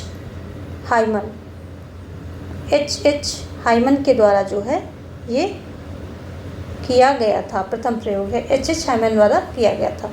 किसका, राजनीतिक समाजीकरण के शब्द का प्रयोग। यहाँ पर ऑप्शन ए आपका सही हो जाएगा। देखेंगे नेक्स्ट क्वेश्चन। अगला है राजनीतिक इतिहास की अवधारणा इस नाम के साथ जुड़ी है। हमने बात पहले ही कर ली है, फिर भी देखते हैं कितना आपको याद है। David Easton, David एप्टर, Samuel P Huntington या जो है जी ऑमन। तो ये जो सैमुअल पी हंटिंगटन है इन्हीं के साथ जो है राजनीतिक इतिहास की अवधारणा जो है जुड़ी हुई है। ये क्या कहते हैं कि राजनीतिक विकास की साथ साथ राजनीतिक पतन की भी बात करते हैं, यानी कि राजनीतिक विकास के साथ साथ ये राजनीतिक जो पतन होता है उसके लिए भी इन्होंने चर्चा की है वहाँ पर। तो ऑप्शन जो है सी यहाँ पर सही हो जाएगा। देखेंगे हम नेक्स्ट क्वेश्चन। अगला क्वेश्चन क्या कह रहा है, आमतौर पर परिधीय देश केंद्र पर निर्भर होते हैं खनिज पदार्थ के लिए, कच्चे माल के लिए, निर्मित सामान के लिए या उपरोक्त सभी के लिए। तो इसमें जो है ये निर्मित सामान, ऑप्शन सी जो है सही हो जाएगा। निर्मित सामान के लिए जो परिधीय देश होते हैं ये किस बात के लिए निर्भर होते हैं, निर्मित सामान के लिए होते हैं। तो इसको थोड़ा समझ लेते हैं। जो वॉलस्टीन हैं इन्होंने विश्व व्यवस्था का वर्णन करते हुए क्या किया है कि राज्यों को, यानी कि जो राज्य का मतलब यहाँ पर देश निकल रहा है, राज्यों को 3 भागों में बांटा है। तो देख लेते हैं। वॉलस्टीन ने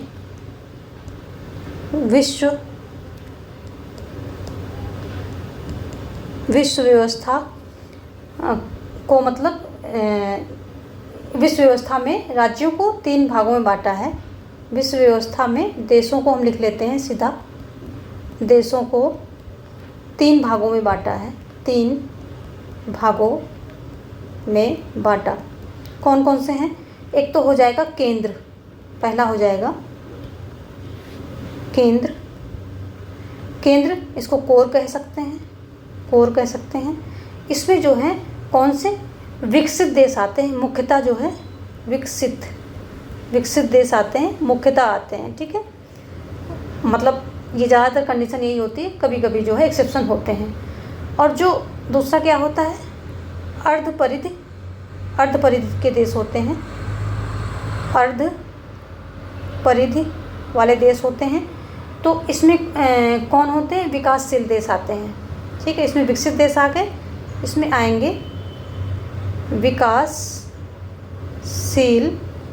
विकासशील देश आ जाएंगे मुख्यतः, यहाँ पर भी है मुख्यतः। अच्छा, थर्ड आएगा जो आएंगे ये परिधि। तो ये परिधि वाले क्या हैं, जो अविकसित होंगे,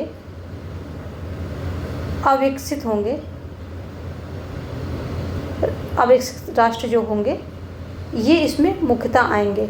बनता कैसे है इनका, अगर हम सर्कल देखें तो कोर होता है, फिर उसके आसपास अर्धपरिधि होते हैं, फिर परिधि होते हैं, ऐसे करके ये रहता है। तो इसमें जो है एक तीनों का परस्पर संबंध क्या है, बात ये भी क्वेश्चन यहाँ से आ सकता है। तो इन तीनों का संबंध क्या है, शोषणकारी है। ठीक है, यहाँ देख लेते हैं, तीनों का संबंध शोषणकारी है। तीनों का संबंध क्या है, शोषणकारी है, यानी कि शोषण जो है करते रहते हैं एक दूसरे का, शोषणकारी है। कैसे है, जो ये कोर द्वारा क्या होते हैं, परिधि व अर्धपरिधि का शोषण किया जाता है, यानी कि वो जो विकासशील हैं उनका भी शोषण करते हैं, और जो अविकसित हैं या अल्प विकसित हैं उनका भी करते हैं। तो यानी कि अर्धपरिधि और परिधि दोनों देशों का करते हैं। और जो अर्धपरिधि होते हैं ये परिधि वाले देश होते हैं, परिधि राष्ट्र होते हैं, यानी कि अविकसित देश होते हैं, इनका शोषण करते हैं। तो ये इनका जो है संबंध है।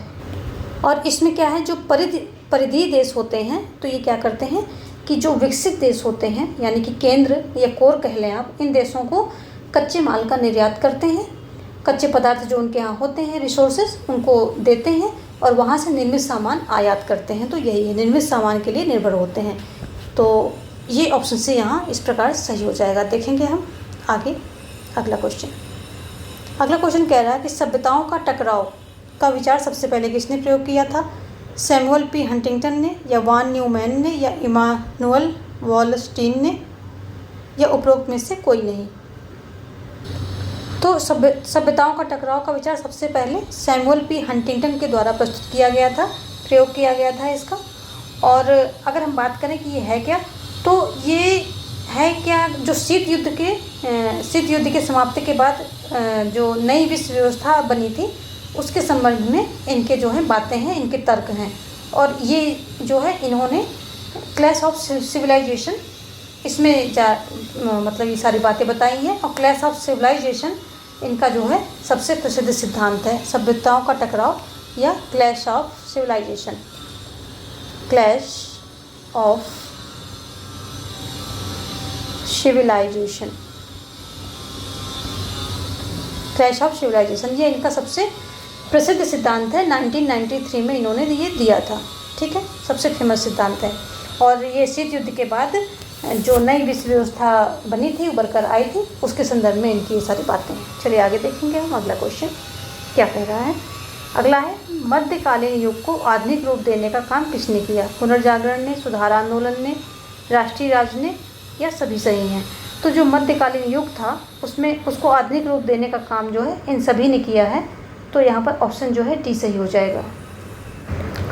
ऑप्शन जो है यहाँ पर सभी सही हो जाएगा, क्योंकि जो मध्यकालीन युग था ये क्या था, धर्म प्रधान था।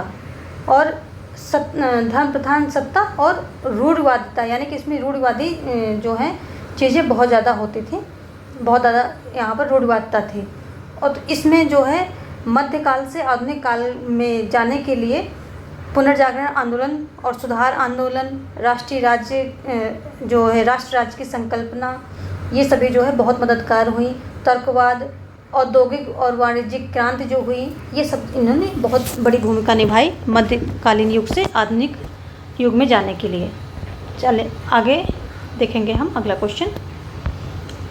क्वेश्चन है कि निम्नांकित में से मध्ययुग की कौन सी विशेषताएं हैं।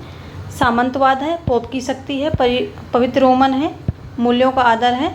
तो कौन से जो हैं इसमें सही हैं, यहाँ पर जो है ऑप्शन दिए गए हैं, पहला, चौथा, तीसरा, दूसरा, पहला और चौथा, पहला, दूसरा, तीसरा, या पहला और चौथा। तो यहाँ पर जो है पहला, दूसरा और चौथा। तो पहला, दूसरा और चौथा ये है, इसमें दूसरा, पहला, चौथा बात वही है। बी ऑप्शन यहाँ पर सही हो जाएगा। ये तीनों जो हैं कि ये मध्य युग की विशेषताएं हैं। यहाँ पर सामंतवाद और पोप की शक्ति को जो है बहुत महत्व था, और साथ में ये जो है जो मूल्य थी, परंपराएं थी, इनका भी आदर काफ़ी किया जाता था। लेकिन जो पवित्र रोमन साम्राज्य है, ये जो है ये निकोलस मैकियावेली से जुड़ा हुआ है। आधुनिक युग के जो ये राजनीतिक विज्ञान हैं, ये निकोलस मैकियावेली इनसे जुड़ा हुआ है। और निकोलो मैकियावेली ने इसका उपयोग इटली के सुदृढ़ीकरण हेतु किया था। तो ये जो है पवित्र रोमन क्या है, ये आधुनिक युग से संबंधित है। बाकी जो है तीनों जो हैं मध्य युग से संबंधित हो जाएंगे। चलिए हम देखेंगे अगला क्वेश्चन। अगला क्वेश्चन कह रहा है कि निम्न में से कौन राजनीति विज्ञान की निर्देशात्मक पद्धति का प्रस्तावक है? Robert Dahl, Michael Oakeshott, Karl Marx या कार्ल ड्यूस। निर्देशात्मक पद्धति की बात हो रही है, तो यहाँ पर जो है ऑप्शन बी माइकल ओकसार्ट सही हो जाएगा। निर्देशात्मक पद्धति का प्रस्तावक जो है माइकल ओकसार्ट है। आगे देखते हैं। अगला है G.A. आमंड, ग्रेवियल आमंड की बात हो रही है, के अनुसार तुलनात्मक रूप से सजातीय संस्कृत में पाया जाता है विकसित देश।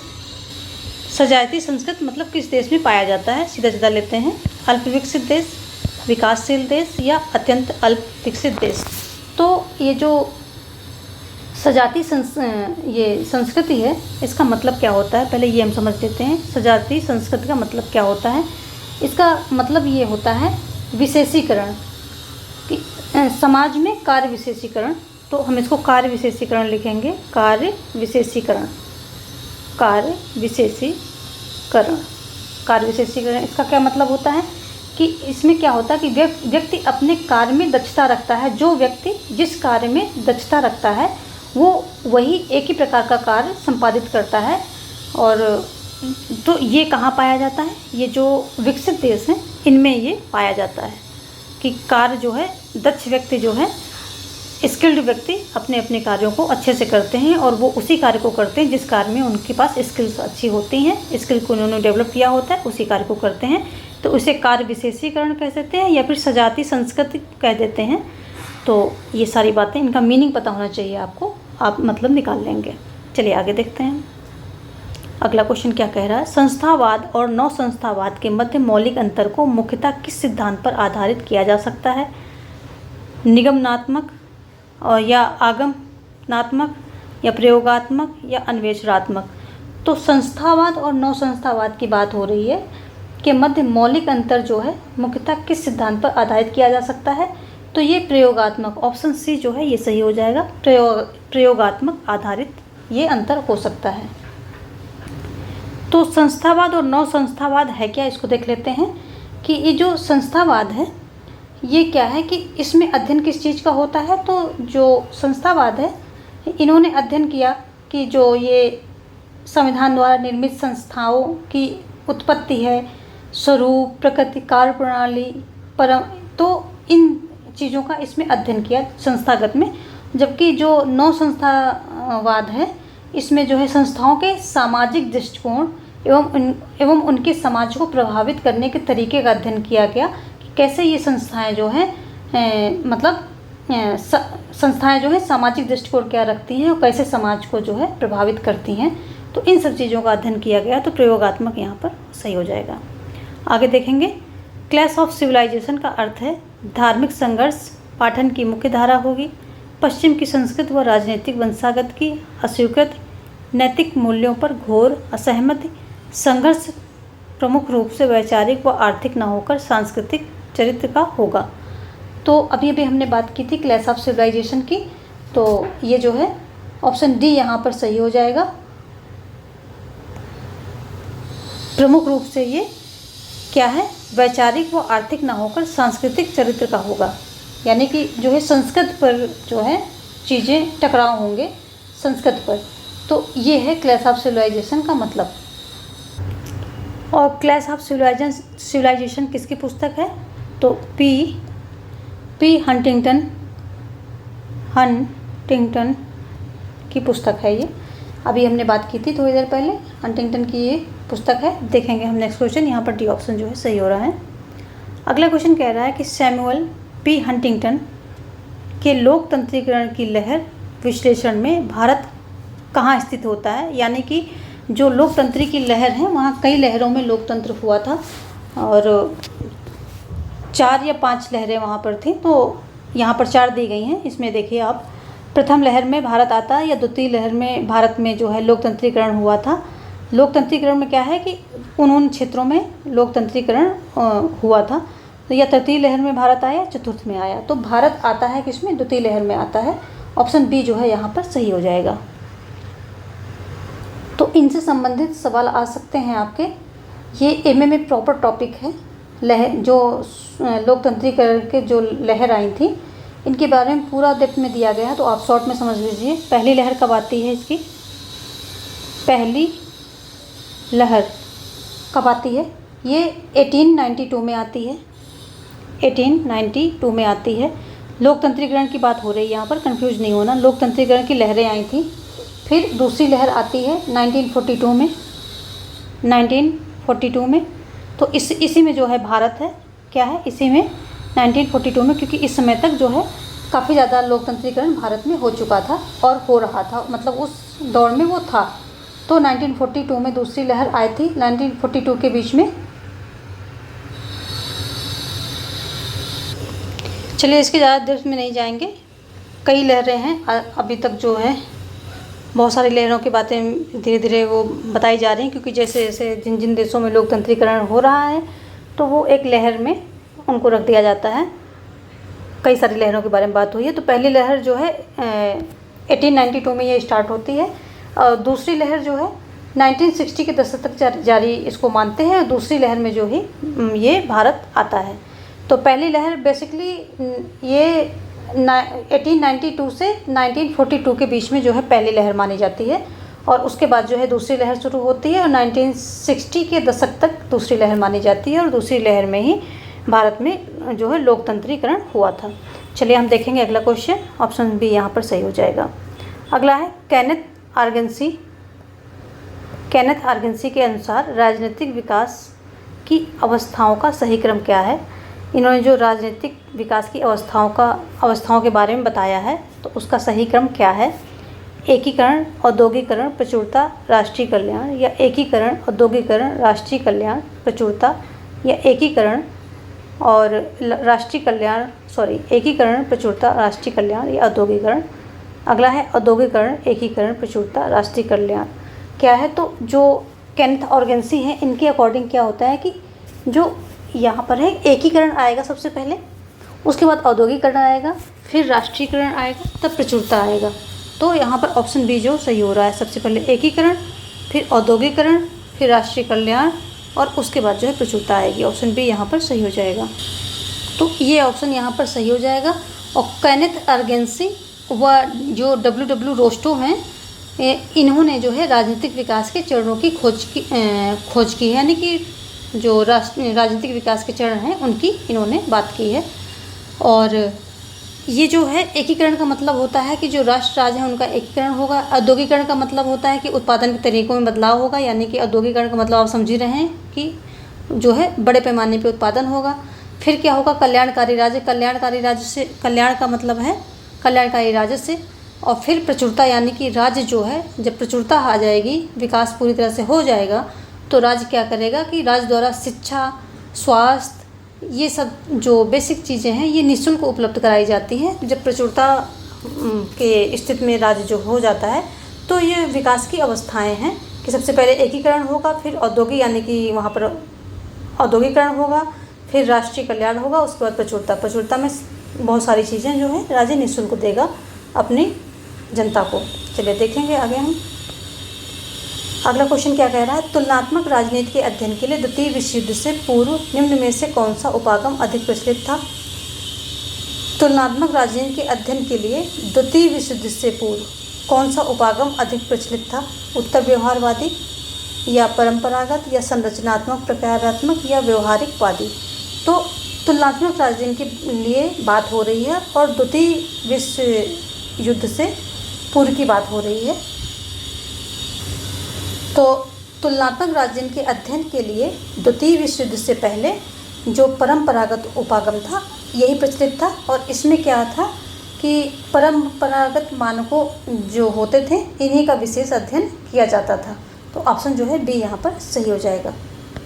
आगे देखेंगे, निम्न में से कौन शास्त्रीय राजनीतिक सिद्धांत का प्रभावी समर्थक है।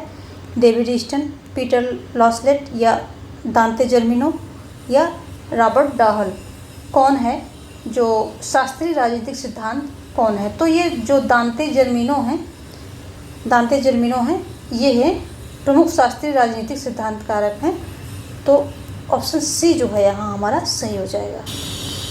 यहाँ पर सी ऑप्शन सही है। देखते हैं अगला क्वेश्चन क्या कह रहा है। राजनीतिक व्यवस्था की संरचनाओं तथा प्रकारों के आधार पर कौन व्याख्या करता है? Harold Lasswell, David एप्टर, David Easton या आमंड? तो अभी भी हमने बात की है संरचनात्मक प्रकारात्मक जो सिद्धांत है, मॉडल है, ये ग्रेवेल आमंड के द्वारा दिया गया था। इसको स्ट्रक्चरल फंक्शनल अप्रोच भी कहते हैं। इनके द्वारा प्रस्तुत किया और ये समाजवादी विकासशील राष्ट्रों पर केंद्रित था और इसमें इनका जो है मूल फोकस था वो था प्रकारों पर, जिसके जरिए जो है संरचना को समझने की कोशिश की गई। तो आमंड ग्रेवेल, यहाँ पर ग्रेवेल आमंड जो है सही हो जाएगा ऑप्शन। अगला क्वेश्चन कह रहा है संरचनात्मक प्रकारात्मक उपागम के अनुसार एक राजनीतिक व्यवस्था कितने प्रकार के कार्यों को करती है? 4, 6, 8 या 10? संरचनात्मक प्रकारात्मक उपागम के अनुसार जो है एक राजनीतिक व्यवस्था कितने प्रकार के कार्यों को करती है? तो कितने प्रकार के कार्यों को करती है? ऑप्शन है आपके यहाँ सामने। तो 4।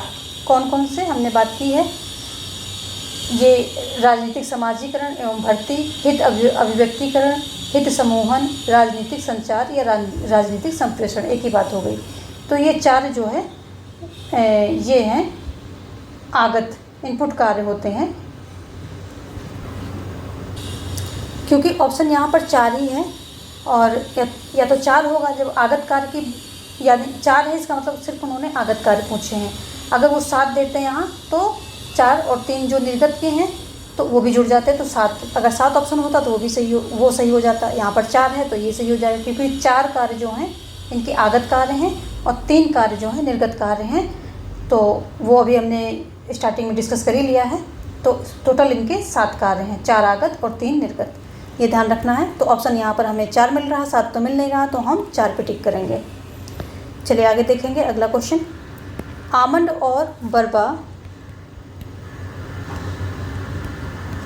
और बर्बा द्वारा वर्गीकृत राजनीतिक संस्कृति में निम्नलिखित में से क्या सम्मिलित नहीं है? संकुचित राजनीतिक संस्कृत, प्रजाभावी राजनीतिक संस्कृत, संवैधानिक राजनीतिक संस्कृत या सहभागी राजनीतिक संस्कृत? तो ये क्वेश्चन दोबारा रिपीट हो रहा है, तो फिर भी हम इसको देख लेते हैं। संकुचित राजनीतिक संस्कृत ये जो अफ्रीका वगैरह देश हैं वहाँ के लिए है। प्रजाभावी जो साम्यवादी देश हैं, अधीनस्थ, इसको अधीनस्थ के रूप में भी आ सकता है, तो अधीनस्थ राजनीतिक संस्कृत ये जो साम्यवादी देश हैं इनके संबंध में है। और सहभागी जो है राजनीतिक संस्कृत क्या हो, अमेरिका वगैरह जो विकसित देश हैं इनके लिए है। तो संवैधानिक राजनीतिक संस्कृत का उल्लेख इसमें नहीं है, ये सम्मिलित नहीं है राजनीतिक संस्कृत में जो आमंड और बर्बादो के द्वारा वर्गीकृत किया गया है। 3 हैं, 1, 2 एंड 3। ऑप्शन सी यहाँ पर सही हो जाएगा आपके क्वेश्चन के अकॉर्डिंग। चलिए देखते हैं अगला क्वेश्चन। तुलनात्मक राजनीति के परंपरागत उपागम के अंतर्गत निम्नांकित में से किसकी उपेक्षा की गई है? सरकारों का अध्ययन, संस्थाओं का अध्ययन, संस्थाओं की तुलना, अनुभाविक अन्वेषण। तो क्या क्या यहाँ पर तुलनात्मक राजनीति के परंपरागत उपागम के जो परंपरागत उपागम था उसमें किस चीज़ की उपेक्षा की गई है? तो उसमें जो है ऑप्शन डी सही होगा, अनुभाविक अन्वेषण। तो जो तुलनात्मक राजनीति का परंपरागत उपागम है इसमें जो है ये क्या किया कि सरकार का अध्ययन किया गया है इसमें और संस्थाओं का अध्ययन किया गया है, लेकिन जो सामाजिक, आर्थिक और मनोवैज्ञानिक कारक हैं इनकी पूरी तरह से उपेक्षा की गई है। तो यहाँ पर अन्वेषण का लोग जो है यहाँ अन्वेषण की अनुपस्थिति दिख रही है, तो ऑप्शन डी जो है आपका सही हो जाएगा। देखेंगे हम नेक्स्ट क्वेश्चन क्या कह रहा है। अगला क्वेश्चन कह रहा है कि संरचनात्मक प्रकारात्मक सिद्धांत का संबंध है, किससे संबंध है? राज्य की उत्पत्ति से, राज्य की कार्यविधि से, राज्य के उद्देश्य से या राज्य के भविष्य से? किससे जो है इसका संबंध है? तो ये जो है राज्य की कार्यविधि, जो संरचनात्मक प्रकारात्मक सिद्धांत का संबंध है तो ये राज्य की कार्यविधि से संबंधित है। अभी हमने बात की थी कि इसका जो है जो समाजवादी देश थे उन पर जो है इनका उनके जो कार्य थे, प्रकार कार्य करने का तरीका, उन पे फोकस था। तो ये कार्यविधि से संबंधित है। ऑप्शन जो है बी यहाँ पर सही हो जाएगा। तो अभी हम कुछ फैक्ट देख लेते हैं जो बहुत ही इम्पोर्टेंट है, उनको देखेंगे सिर्फ। क्वेश्चन जो है अभी आज के हमने इतने लिए थे और वो हमने कवर कर लिए हैं। अब जो इम्पोर्टेंट फैक्ट हैं उनको देखेंगे। अगर आप थक गए हैं तो वीडियो पॉज करके कुछ चाय कॉफ़ी पानी वगैरह ले लीजिए और फिर से शुरू हो जाइए। थोड़ा से फैक्ट देखेंगे हम जो इम्पोर्टेंट हैं। तो चलिए देखते हैं। तो पहला है, हम एक बुक का नाम देखेंगे, political order in changing society. Political order in changing society, political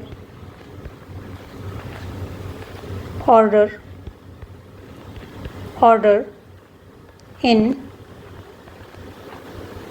changing society. ये किससे संबंधित है? ये इसको लिखा था, ये हंटिंगटन की ये प्रसिद्ध रचना है, political order in changing society. तो ये पी हंटिंगटन के द्वारा जो है ये बुक लिखी गई है। अगला जो फैक्ट है वो हम देखेंगे कि ये जो राजनीतिक विकास के चरण हैं ये किसके द्वारा दिए गए हैं? राजनीतिक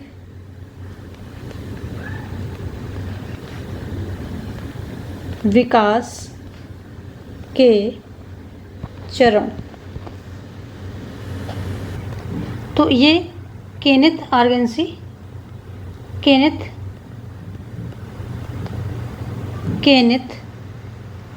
ऑर्गेन्सकी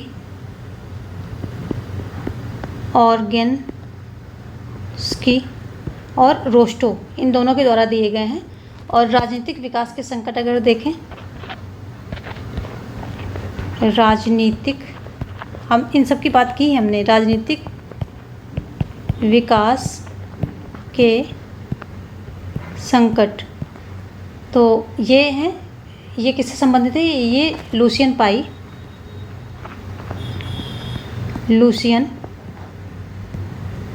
पाई से संबंधित है। राजनीतिक संसद का वर्गीकरण अगर देखें तो ये भी हमने कई बार बात की है। राजनीतिक संस्कृति का वर्गीकरण किसने किया है? तो आमंड और बर्बा ने किया है। आलमंड और बर्बा द्वारा ये किया गया है। राजनीतिक दलों का वर्गीकरण अगर हम देखें, राजनीतिक दलों का वर्गीकरण किसके द्वारा किया गया है? तो यहाँ पर आ जाएंगे ला पालोम्बरा तथा माइनर वीनर। ला पालोम्बरा एवं मायरन वीनर ये इनसे संबंधित हैं। और राजनीतिक विकास का सूचक जो निम्नांकित कौन कौन है? तो क्षमता, समानता और भेदभाव यानी कि विभेदीकरण। तो ये सारी चीज़ें हैं किसके? राजनीतिक विकास के सूचक हैं। जो राजनीतिक विकास के प्रमुख लक्षण हैं वो भी लुसियन पाई के द्वारा दिए गए हैं। तो और ये जो संकट हैं ये भी दिए गए हैं लुसियन पाई के द्वारा, दोनों दिए गए हैं। और आगे देखेंगे हम कि ये जो द रूलिंग क्लास है, द रूलिंग क्लास के लेखक कौन है? द रूलिंग क्लास काफ़ी फेमस बुक है, देख लेते हैं। The ruling class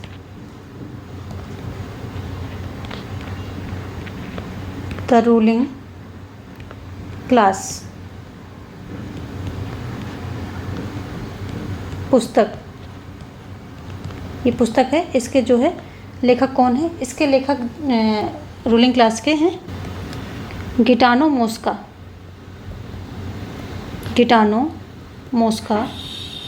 the ruling class के जो है क्या हैं? लेखक हैं। आगे देखेंगे जो संचार सिद्धांत है। चलिए पहले एक और बुक देख लेते हैं, aspect of political development.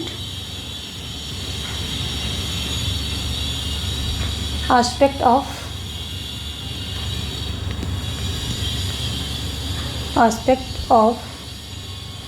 political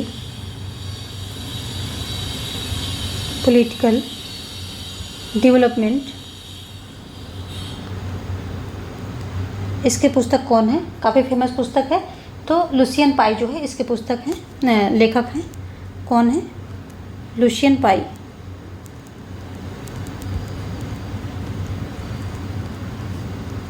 Lucian पाई इसके जो है लेखक हैं। और अगला जो है वो देखेंगे कि संचार सिद्धांत का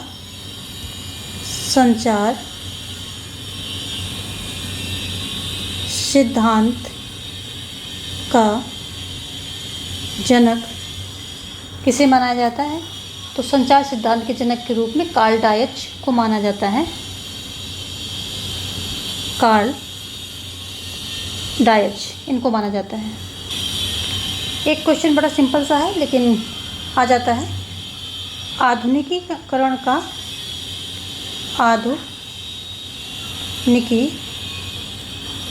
का अभिप्राय क्या होता है? अभिप्राय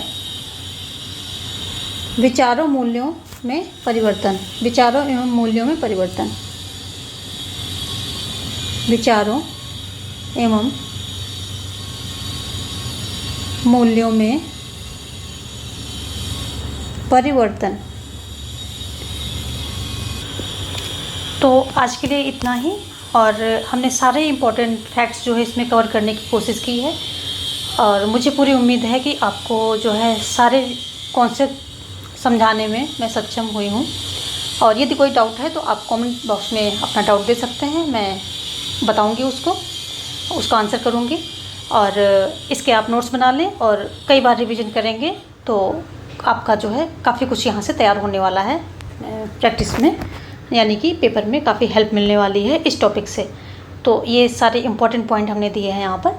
और उसके अलावा जो आप पढ़ने की कोई लिमिट नहीं होती, जितना पढ़ सकते हैं बहुत अच्छा है। पर मैं यहाँ पर जो है सिलेक्टेड चीज़ें ला करके आपको देती हूँ, तो इसको आप पक्का जो है पढ़ लेंगे। और साथ में वीडियो जो है स्किप करने से पहले आप जो है वीडियो को लाइक कर दें, अपने दोस्तों में शेयर कर दें। और यदि अभी तक सब्सक्राइब नहीं किया है तो सब्सक्राइब कर लें, क्योंकि यहाँ से बहुत ही इम्पोर्टेंट कंटेंट निकलते रहते हैं। तो उसके लिए आपको सब्सक्राइब करना पड़ेगा, तभी मेरी सारी वीडियोज़ आप तक पहुँचेंगी। धन्यवाद।